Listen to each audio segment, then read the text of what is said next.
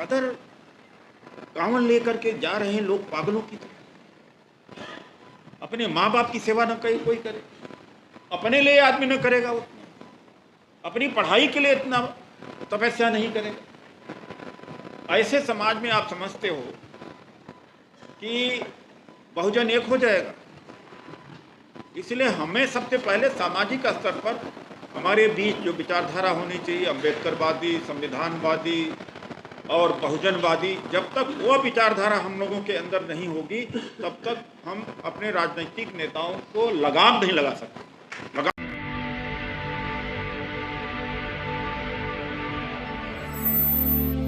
नहीं कर सकते, प्रार्थना नहीं कर सकते। और प्रार्थना करेंगे तो धर्मांतरण इनको जेल में भेज देंगे। अब यही चीज़ मुसलमानों के ऊपर लागू होगी।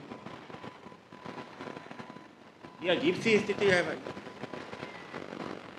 और इनको कहते हैं कि हमारे हिंदू कम हो रहे हैं। भैया आप अपने हिंदू धर्म के जात पात को हटा दीजिए, आपके लोग कम नहीं होंगे जब आप मंदिर में नहीं चढ़ने दे रहे हो, आरक्षण का विरोध करते हो, भागीदारी का विरोध करते हो। और यादव समाज का आदमी का अगर यादव होकर के, अभी तो बैकवर्ड वालों को एक भ्रम होता था ना कि हम तो ऊंचे लेवल पे हैं, कथा सुनाने पर बाल भी मोड़ दिया और मूत्र से उनको शुद्धिकरण कर दिया। तो भैया इससे तो आप यही लोग हिंदू कम कर रहे हैं भाई। इस देश के ब्राह्मण और मनुवादी ही अपने कर्मों से हिंदू कम कर रहे हैं, तो उसमें हम क्या कर रहे हैं भाई? कोई मुसलमान हो रहा, कोई ईसाई हो रहा, कोई बौद्ध हो रहा, उसमें गलती हम लोगों की कहाँ है? क्यों जुल्फिकार जी कोई गलती है? तो तुम भाई अपना ठीक कर लो, तो न मुसलमानों बनेगा कोई, न बुद्ध बनेगा, न ईसाई बनेगा। देखिए ऐसा है, जो ये कहते हैं कि मुसलमान यहाँ पर दलित पिछड़े तलवार की नोक पर मुसलमान बने, मैं साफ कर देना चाहता हूँ, बिल्कुल गलत है। 706वीं शताब्दी 7वीं शताब्दी से केरल में मुसलमान की संख्या बढ़ी। वहाँ कौन सा मुगल गए थे भाई अपना फौज लेकर के? सबसे पुरानी मस्जिद कहाँ है? केरल में है। पहले हालत ये थी कि कुएं का पानी नहीं, तालाब तक का पानी नहीं पी सकते थे। ऐसे में अगर मंदिर का दरवाज़ा आपने पूरा बंद कर दिया था और मस्जिद का दरवाज़ा खुला मिला और जिसको खुदा चाहिए था मस्जिद की तरफ चला गया, तो गलती जाने वाले की कहाँ? तुमने तो ज़बरदस्ती भेज दिया वहाँ। आज भी यही हो रहा। वास्तव में स्वाभिमान जग जाए तो मुझे नहीं लगता कि ये तो हिंदुत्व कह रहे हैं, इस देश में बचे भी हिंदुत्व इनका। यही 15% 10% बचेंगे, बाकी कोई बचेगा ही नहीं। कहाँ बचेगा भाई? अब डॉक्टर रजनीश गंगवार जी हैं, इन्होंने कहा कि कांवड़ लेके जाओगे तो डीएम सीएम नहीं बन पाओगे। इनके खिलाफ FIR दर्ज हुआ, पूरे देश में बवाल मचा हुआ। भैया कोई धर्म के खिलाफ तो नहीं बोल रहे। तो वास्तव में कांवड़ लेके आदमी जाएगा तो उसकी अपनी आस्था की बात है, लेकिन डीएम तो नहीं बनेगा, वो अधिकारी तो नहीं बनेगा। अधिकारी और डीएम एक शिक्षक यही कहेगा ना कि पढ़ करके ही बन पाओगे और कोई तरीका नहीं हो सकता। लो इनको घेर लिया है, अब इनमें इनका क्या दोष है भाई? तो देखिए, और सारे के सारे एक्टिविस्ट हो, सब पिट रहे हो और सब ज़्यादा काम कर रहे हो। जो छोटे छोटे पॉकेट ऑर्गेनाइजेशन, कोई ऐसा नहीं है जो एक्टिविस्ट ना हो। परवीन जी हैं, संध्या ठाकुर जी हैं, कोई ऐसा नहीं है, डॉक्टर साहब हैं। लेकिन क्या होता, सब अपने स्तर पर कर रहे हैं। और अपने स्तर पर ज़्यादा भी काम कर लोगे, 10 गुना काम कर लोगे तो भी आपको प्रोटेक्शन नहीं है, मनुवाद से छुटकारा नहीं मिलेगा। लेकिन कम भी काम करोगे और डोमा के प्लेटफॉर्म में काम करोगे, बहुत बड़ी शक्ति हो जाएगी, कोई आपको छू नहीं सकता, कोई छू नहीं सकता। जब वक्त बचाओ, पिछले वर्ष वक्त बचाओ रैली हमने किया, तो इस बार जब सुप्रीम कोर्ट में रिट डालने की बात आई तो शाहिद अली जी हैं जो हमारे महासचिव हैं, अंथोनी जी को आप जानते ही हैं, परिचय है, और हमारे परवेज आलम खान जी, इनको मैंने कहा भाई गैर मुसलमान अगर वक्त बचाने के पक्ष में रिट डालता है तो हिंदू मुसलमान नहीं हो पाएगा। तो डोमा की तरफ से हमने सुप्रीम कोर्ट में रिट डाला कि ये गलत हो रहा है। तो ये जब तक ये आदिवासी, ओबीसी, दलित और पिछड़े इकट्ठा नहीं होंगे, अलग अलग संगठन चलाएंगे तो भी पीटेंगे, अलग अलग बटे रहेंगे तो भी पीटेंगे। इसलिए ये सामाजिक संगठन है, कोई राजनीतिक संगठन नहीं है। मैं आपको बता दे रहा हूँ, किसी भी हालत में राजनीतिक नहीं है। मैं 97 से आंदोलन चला रहा हूँ, कभी न मेरे कार्यकर्ता के ऊपर कोई चोट आई, न कार्यकर्ता हमारा फंसा, मुसीबत में था तो हमारा संगठन पहुंचा, न हमने इसका राजनीतिकरण किया। आज जो फ्रंट लाइन में लड़ रहे हैं राजनीतिक रूप से, वो अकेले पड़ गए हैं। अगर आपने बैकअप सपोर्ट नहीं दिया बहुजन समाज से सामाजिक आंदोलन का, तो अब इस देश को, संविधान को बचाना मुश्किल है, नहीं बचा पाओगे। चाहे समाजवादी पार्टी हो, कांग्रेस हो, कम्युनिस्ट पार्टी, कोई भी पार्टी, जो ये फ्रंट की लड़ाई वो लड़ रहे हैं। SIR क्या हो रहा है बिहार में आप देख रहे हैं। बैकअप सपोर्ट जब तक समाज की तरफ से उन्हें नहीं मिलेगा, अब वो चारों तरफ से मनुवाद ने कैप्चर कर लिया है, वो मनुवाद हटने वाला नहीं है। मैं आपको बता दूं, आपको एक बैकअप सपोर्ट करना पड़ेगा अपने हित में, समाज के हित में, देश के हित में, संविधान बचाने के हित में, गैर राजनीतिक होते हुए भी। और ये जो जेबी संगठन है, जितने जेबी संगठन, ज़्यादातर जो व्यक्तिगत एक्टिविस्ट है, जब इनके ऊपर हमला होता है, जब अपनी बचत नहीं कर पाते तो समाज की क्या बचत करेंगे। लेकिन उनके अंदर एक आदत सी पैदा हो जाती है कि हम लगे हुए हैं। तो वह भी एक कारण है जिसकी वजह से आज बहुजन जो समाज है, बहुजन समाज का सामाजिक, जो हमारे समाज का सिविल सोसाइटी, एक 2011-12 में मनुवादी समाज का सिविल सोसाइटी रामलीला मैदान में इकट्ठा हुआ था। हमारे समाज की सिविल सोसाइटी इकट्ठा होकर के नहीं आती है, तो बहुजन समाज का ये सिविल सोसाइटी अब मैदान में आए। हम मैदान में आएंगे तभी मनुवाद से छुटकारा हो पाएगा, तभी लोकतंत्र बच पाएगा, संविधान बच पाएगा। हमारे आज का यहाँ जो कार्यकर्ता सम्मेलन जो हुआ है, हो रहा है, इसी पर्पज के लिए हो रहा है। हमारा मकसद मनुवाद के खिलाफ खड़ा होना। देखिए, राजनीतिक स्तर पर 85 को इकट्ठा करना मुश्किल है, लेकिन सामाजिक स्तर पर आप इकट्ठा कर सकते हैं। कितना भी कोई कहे व्यक्ति की कमजोरी होती है, उसको फायदा, उसको मंत्री अगर बनने का मौका मिलेगा तो बीजेपी में चले जाएगा, भले वो अम्बेडकरवादी हो। कितने शुद्ध लोग हैं, भले वो और दल में, लेकिन सामाजिक राजनीति में फर्क यह है कि राजनीति एक पावर गेम है। राजनीति में आदमी प्राप्ति के लिए आता है, मैं भी जाता हूँ तो प्राप्ति के लिए जाता हूँ। सामाजिक आंदोलन में कुछ देने आता है, इसलिए जो व्यक्तियों का या जो एक्टिविस्ट की है, उनके आपस में अंतर्विरोध कम होते हैं। इसलिए सामाजिक स्तर पर 85% को इकट्ठा करना, एक मंच पर लाना स्वाभाविक है और आसान है और संभव है। राजनीतिक स्तर पर मुश्किल होगा। एक बार सामाजिक स्तर पर आपने ले आ दिया तो राजनीतिक स्तर पर आपकी कंट्रोल बढ़ जाएगी। नहीं भाई, तुम गलत कर रहे हो, नहीं जा सकते, वो कंट्रोल कर देगा। समाज में परिवर्तन आया नहीं। अरे इस कदर कांवड़ लेकर के जा रहे हैं लोग पागलों की तरह। अपने माँ बाप की सेवा न कोई करे, अपने लिए आदमी न करेगा उतना, अपनी पढ़ाई के लिए इतना तपस्या नहीं करेगा। ऐसे समाज में आप समझते हो कि बहुजन एक हो जाएगा। इसलिए हमें सबसे पहले सामाजिक स्तर पर हमारे बीच जो विचारधारा होनी चाहिए, अम्बेडकरवादी, संविधानवादी और बहुजनवादी, जब तक वो विचारधारा हम लोगों के अंदर नहीं होगी तब तक हम अपने राजनीतिक नेताओं को लगाम नहीं लगा सकते। लगाम तो समाज ही लगा सकता है। तो आज की एक बात और भी कि 30 नवंबर को मेरा ख्याल है कि परवेज आलम जी या तो सांसी जी को पता होगा, 30 नवंबर को संविधान बचाओ रैली है। रामलीला मैदान में संविधान बचाओ रैली होगी 30 नवंबर को, और जितने 200 लोग हैं यहाँ पर, और 200 लोग एक एक बस का जिम्मेदारी ले लें तो आज बिना प्रयास के रामलीला मैदान भर जाएगा और आप संविधान बचा सकते हैं। कोई मुश्किल का काम नहीं है, कोई मुश्किल का काम नहीं कि अरे तो नेता लोग ही बचाएंगे। भाई नेता चाहे वो सत्ता में रहे या न सत्ता में रहे, मार समाज ही खाता है, मार हम ही आप ही के ऊपर पड़ती है, सर्वजन के आम आदमी के ऊपर पड़ती है।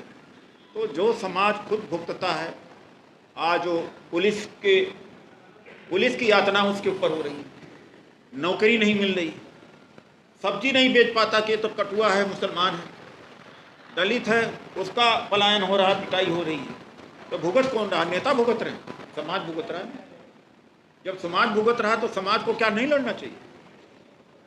समाज की भी जिम्मेदारी है, तो अपनी कंधे की लड़ाई, अपनी जिम्मेदारी की लड़ाई दूसरे के खाते में आप नहीं डाल सकते। यही हमारा यही हमें आपको बताना। तो एक तो कल ही बात हो रही थी, सांसी जी आए, असलम परवेज खान जी भी आए, अंसोनी जी भी थे, और लीडरशिप आई पूरी। तो हमने कहा कि देखिए, प्रदेश स्तर के तमाम पदाधिकारी हम बनाते हैं दिल्ली के, लेकिन जिले स्तर के होना चाहिए, बल्कि चंदोलिया जी भी थे, योगराज चंदोलिया जी भी थे, जिले स्तर के पदाधिकारी होना चाहिए, जिला अध्यक्ष। तो यहाँ जितने लोग हैं, मैं यही आग्रह करूँगा, क्योंकि आज भीड़ भाड़ ज़्यादा है, अपना डाटा तो यहाँ दे दीजिएगा, अपना मतलब पता नंबर तो ज़रूर दे दीजिएगा, ताकि हम आप तक पहुँचे, आप हमारे तक पहुँचे। एक दूसरी बात है कि ब्लॉक स्तर पर, जिला स्तर पर संगठन खड़ा हो, तो एक बहुजन आंदोलन, सामाजिक बहुजन आंदोलन दिल्ली से चले।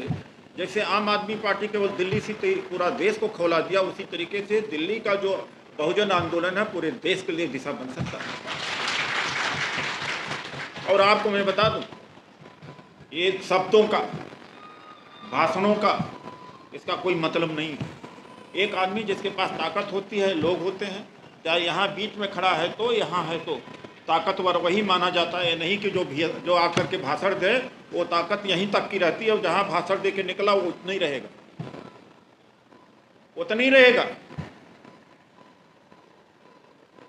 तो आज के समय में अगर काउंटर करना है, मुकाबला करना है, तो आपके पास जन होना चाहिए, आपके पास लोग नहीं है कि मेरे विचार मेरे विचार मेरे विचार। दो झापड़ कोई मारेगा, आपका विचार गायब हो जाएगा। मैं कईयों को देखता रहता हूँ, रोज ट्रांसफर हो गया, भाग के आ गया, पुलिस ने जबरदस्ती फंसा दिया, भाग के आ गया, गाली गलौज की कब्जा कर लिया, भाग के आ गया, विचार गायब हो जाते। तब भैया ऐसा दौर चल रहा है जहां बुद्धिवाद के खिलाफ एक लहर चल रही है।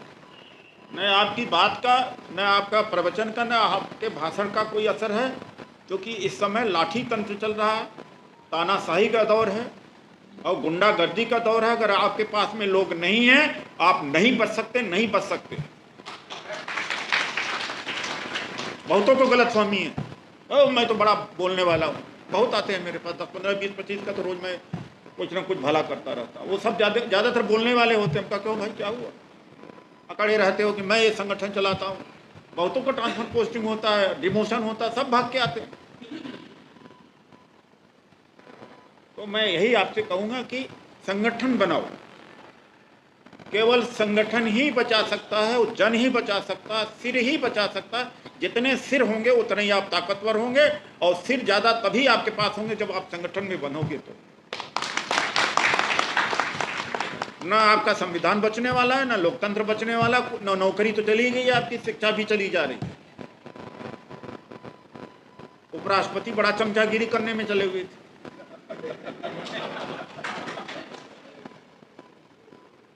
कि मैं तो जाट समाज का हूं, किसान समाज का हूं।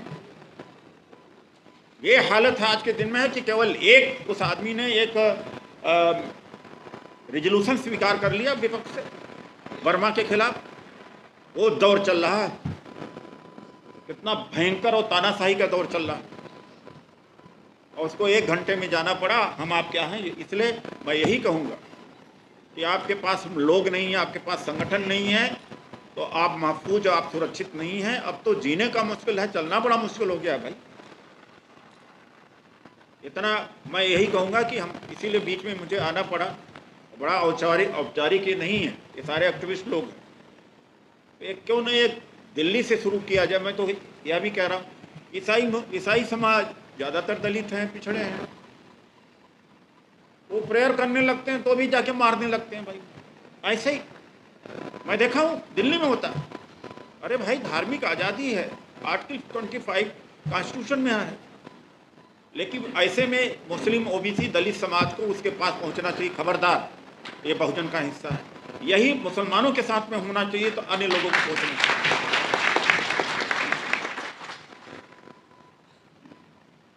तब तो गुजारा है, वरना गुजारा नहीं है। इतना आपको हम बता देना चाहते हैं।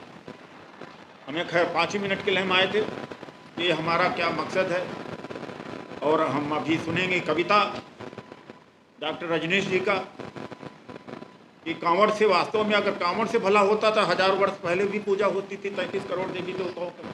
कई ऐसे दलित हैं, ओबीसी के लोग हैं, दलित हैं जो पगलाए हुए हैं, दिमाग उनका खराब है। संघर्ष हम करेंगे, प्रमोशन हम कराएंगे, संविधान की वजह से होगा, और चले जाएंगे वहाँ पर वैष्णो देवी की उनके कृपा से हमारा हो गया। हम तो देखते ही रह जाते हैं भैया।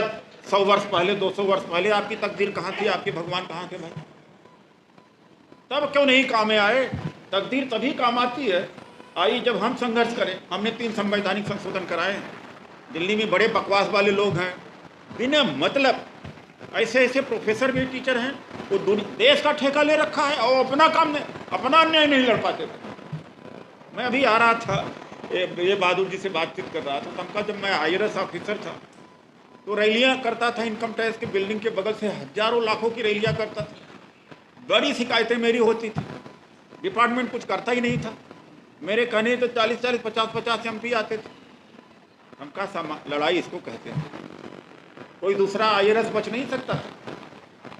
तो लड़ाई इसको कहते हैं कि आपकी ताकत अगर संगठन की ताकत है तो आपको जल्दी कोई टच कर देगा नहीं, संभव नहीं है, और टच करेगा तो फायदा आपका ही होगा।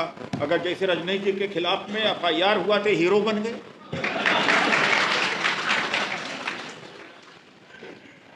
लोग होने चाहिए भाई, संगठन होना चाहिए, उसके लिए हिम्मत होना चाहिए।